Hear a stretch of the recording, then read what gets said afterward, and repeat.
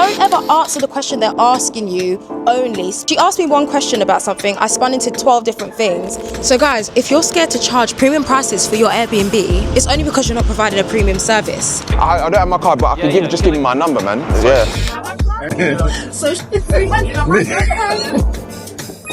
Morning, guys. Morning. Today is the first quarterly meetup of 2025 for our mentees.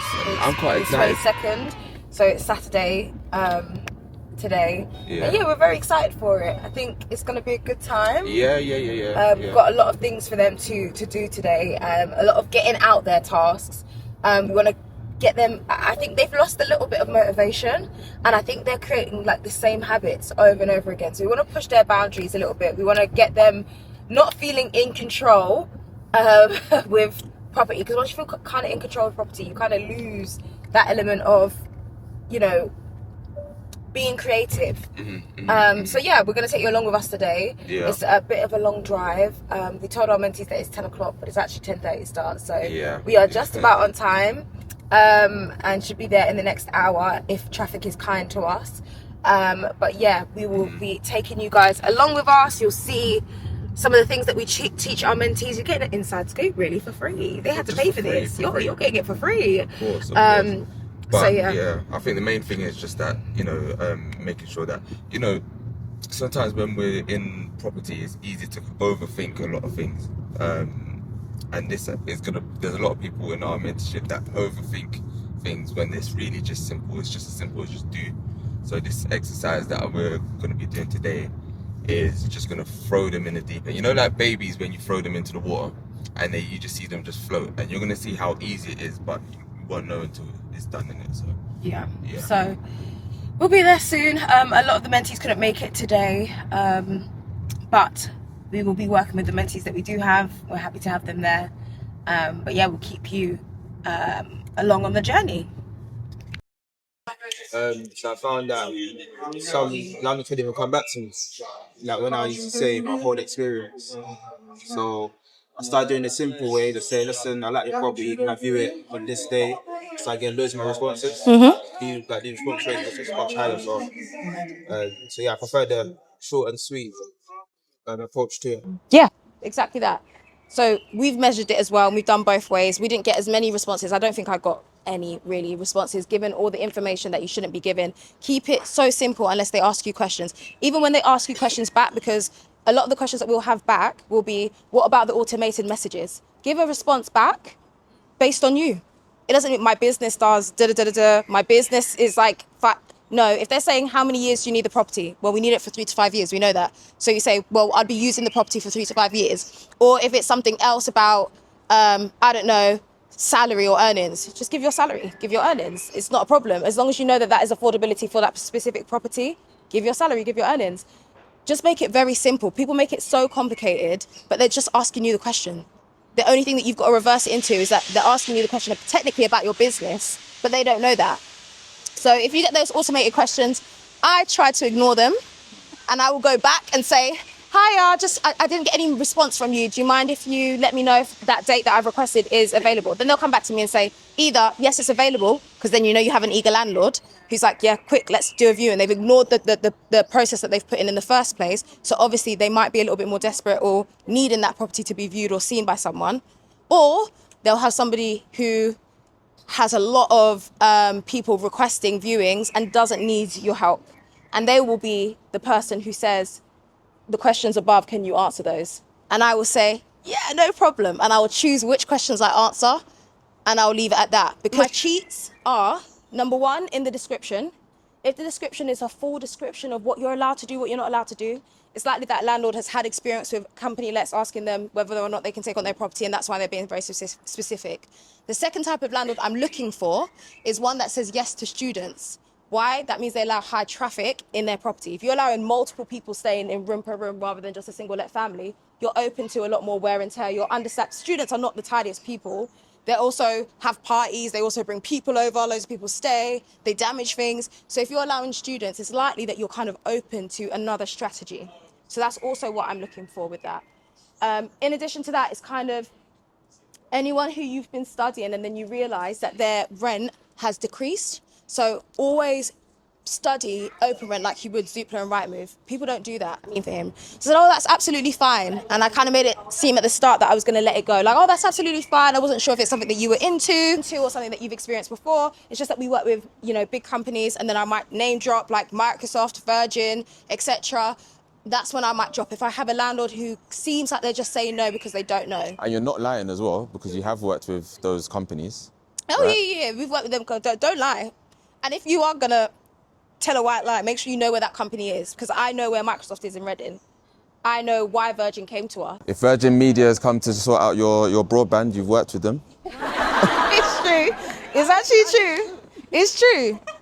And again, Eventing Anna taught us this. So it's all about using what you have already. But the thing with any kind of written information, make sure that you're not overcomplicating it. I was just looking to speak to someone just about some properties that you guys might have available. I was just looking for like 2 to 4 bedrooms. I don't know if that's something that you guys have under the price range around 3,000. Is it for lettings or is it for sales, my love? It would be for lettings You for are this through one. to the sales team. I can get you connected to lettings. Is that okay? Yeah, that would be really helpful. Thank you so much. Good afternoon, Dexter Maisie speaking. Hiya, good afternoon. I just wanted to see if you guys had any properties available that allow landlords who work with companies. A company let? Yes, yeah, company let. So just working with, so I'm a social worker myself, and I work with other social workers who are doing assessments in the area. Oh, okay. So I don't know if that's something that you have landlords who work with on that. Is it different people staying at the property, like the company's renting it out, or is it one person and the company's paying for it? Sorry, just explain that again. Sorry, which option? So would it be the company's paying for it, but the same tenant is staying there throughout the whole tenancy, or are you guys moving people in and out? So it would be the second one, but it's companies staying there for about 3 to 6 months. So we have quite a few properties in Reading at the moment where we do the same. Is it just short let? Say that again, sorry. Would it just be a short let for 3 to 6 months? Yes, but they continue going. So we've got contracts in place with landlords at the moment for like 3 to 5 years, and we're working with some estate agents there. So I just didn't know if that's something that you guys do. Okay, is there a reason for that? Just because I spoke to one in South London, I can't remember which area it was, and they were quite okay with it. Oh, okay, I'm not sure, but we just don't do a company lets, unfortunately. That's no problem. I do appreciate your time. Thank you. All right, thank you. Thank you. Bye. Sometimes you've got to play dumb with them just so that they can explain what they're looking for and whether or not it works for them.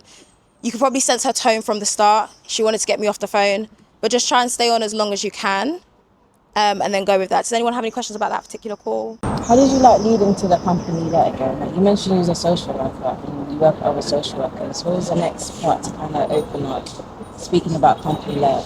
So I spoke about the business that I have at the moment. So I transferred her to Reading, where I know that I operate like really well, and then I brought her back. So I said what I do.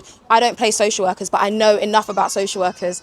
If she asks me any questions, I can spin her, if that makes sense. So I would say that's my main clientele, but we do, if she then continued, I would have said, but we do offer to other businesses and companies as well. Like we've had contractors in who work with Microsoft, and then I would lead into the people that actually do stay. Yeah. Mm-hmm. From a social worker perspective, this is me being a social worker. Like I said, they complete assessment. If they then ask, like, tell me more about, like, how do you, because I know. No, I'll just say, I'd spin them. I'd start talking about things that are not relevant. Don't ever answer the question they're asking you only. She asked me one question about something. I spun into 12 different things, because if you answer the question that they're asking you, it's easy for them to say no. They then have to unpick your answer, and that's what you want them to do. So if they're saying about social work and like, tell me a little bit more about that. Okay, so I'd be like, oh, I've worked for quite a few boroughs, but I just noticed there was a need for social workers. So I placed them in our properties for assessments. But actually, it's not just them that we work with. We actually work with other businesses, and then I'd spin off into something else. Never stay on that topic, because if you stay on that topic, they've got the answer that they were looking for. They no longer need to have conversation with you about it. And you'd also say that from there, that's where you then spin into another question. To then put it back onto them as well. Yeah. So that's the big thing, like making sure that you spin the question back onto them, so they've got to then answer.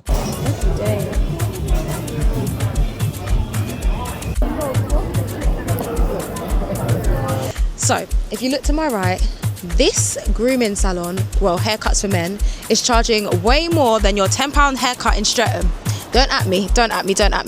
But if you go inside, and hopefully we'll actually be able to go inside and have a little tour, you'll see why they're able to charge what they charge now. service.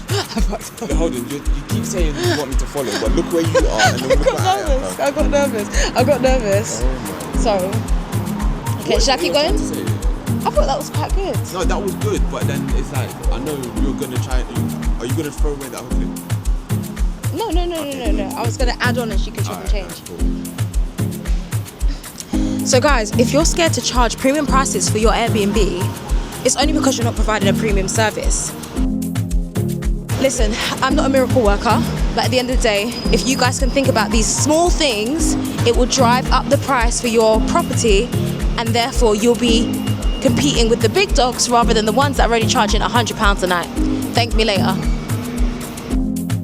Hey. Sorry, excuse me. Yeah, do you mind if I ask you just a few quick questions? Yeah, what's Are up? you a landlord?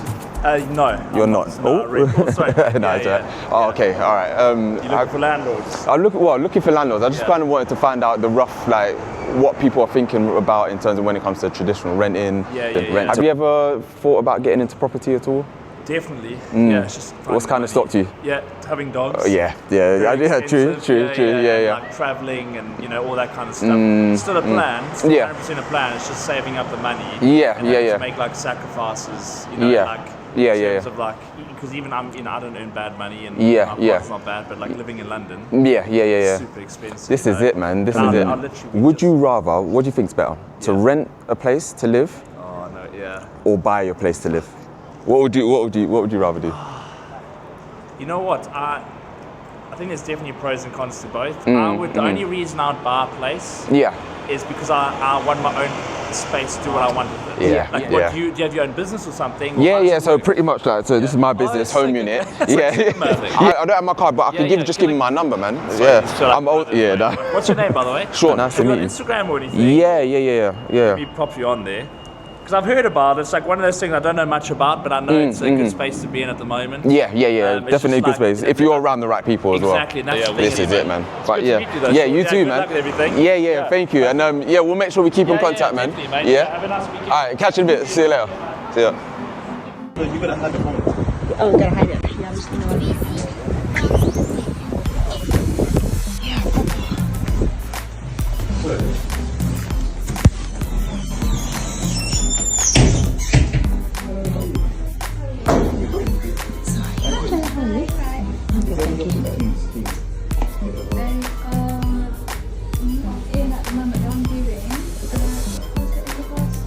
So essentially, I work with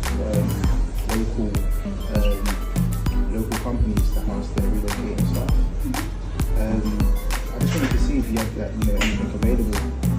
What I'm looking for is say a 2 or 3 bedroom place within the range of say £2,000 to £3,000. So are you looking to rent a property? Yeah, so it would be under my company name. Oh, okay. 2 to 3,000. Yeah. You're looking for 2 to 3. That's bedroom. I'm not too sure if that's bedroom 1 or 2. And that's the second one. That's the bathroom. That's sort of that view. So this is literally somewhere around the corner. It's Lime Harbour. It's not too far. This is sort of what it looks like from the outside. This is a reception. Amazing. Okay. You've got like. Yeah. We just walked past there. Oh, did you? Yeah. It's just across the bridge, isn't it? Yeah, exactly. Did anyone get any objections? Any? How did it go? Getting in the phone calls. So you do swap. So one person went in. You went together. You both went in together. Okay. Good. Yeah. Okay. Good. We've all done all 3 strategies to kind of secure properties now. Which one do you think you would use more? You're in person? Yeah. Okay. So that in itself shows you that you can't be at home all the time, not getting out there, not making the calls, not pushing forward with things. Trying the success that you guys have felt just by going to them. They're scared. We're too polite. So they're not going to say no to you in front of your face. But then next time, maybe like on a weekday, you can just choose like Tuesdays. One Tuesday every month is not going to harm you. Going in person to estate agents, making yourself known, and then asking for viewings on that day. And if it does happen. So I was going to say, and if you are like a 9 to 5 and, Monday to Friday, you've seen that you can still go on Saturdays and agents are still open and you can still do the same thing. So there's really no excuse. You've done it. You know, a lot of people talk themselves out of it before they even get to this point. Do you know what I mean? What's the price of that? Yeah, nothing. Nothing's gone down as well. Terrible. £2,000 a month. Yeah. What do you get? How much? Everything. Exposure. How much? Social network. But you have to think about it, right? You have to think about what you get from it. Exactly. What you get from it. You get there, you're not seeing the same type of people that you see when you go to Airbnb. This is what I'm saying. I saw a story there one time. Really? Yeah. Wait, can you bring it up? When you're doing a set, it's got like the TV and then like animate. How many people can you bring a month? It's only 2 people. Like you got 2 passes that you can bring. You got one there. Water, we're going the same way. Oh my God, yeah, this is it. A cool thing to have, or to aim for. Yeah. You know, like to say like that's my goal. Yeah, 100%. And you said it and you did it. So Yeah, 100%. hats off to you. Well done. Well done. Bring us some millionaires. Yeah, that's good. Well done today. Remember, guys, watch Inventing Anna and jot down your goals, and then we'll go from there.